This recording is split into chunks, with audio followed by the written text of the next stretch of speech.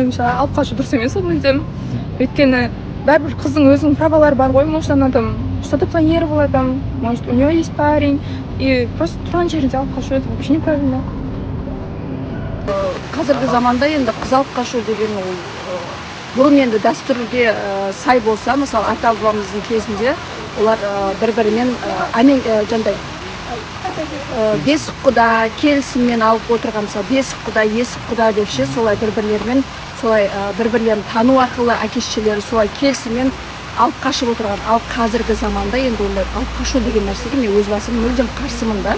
Ол қазіргі заманның талабы ол нәрсеге уже сәйкес келмейді, былайша айтқанда ше. Келісіммен болған күннің өзінде алып қашу деген былай дәстүрімізге де, өзіміздің немізге де қайшы, қарама-қайшы сияқты. Мен өзім қарсымын. Қазақ халқында қыз алып қашу деген салт дәстүр жоқ. Бұл ата-бабаларымыз құда түсіп, сырға салып алған.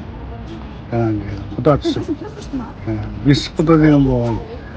Бір жасынан бастап бесік құда болып, кейін соны жалғастырып, ары қарай құдалық жасап қызын беріп отқан. Алып қашу дұрыс емес пе? Дұрыс емес. Алып қашу менің ойымша қазір қате. Себебі адамды өзінің еркісіз алып қашу қате деп санаймын. Қыз алып қашуға негізі өз басым қарсымын.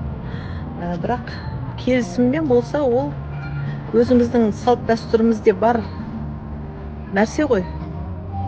Бір шетінен дұрыс келісіп, жастар бір-бірімен келіссе, ол кезде бақытты ғұмырлы өмір сүріп кетеді. А егер танымай білмей алып қашса, оған қарсымын.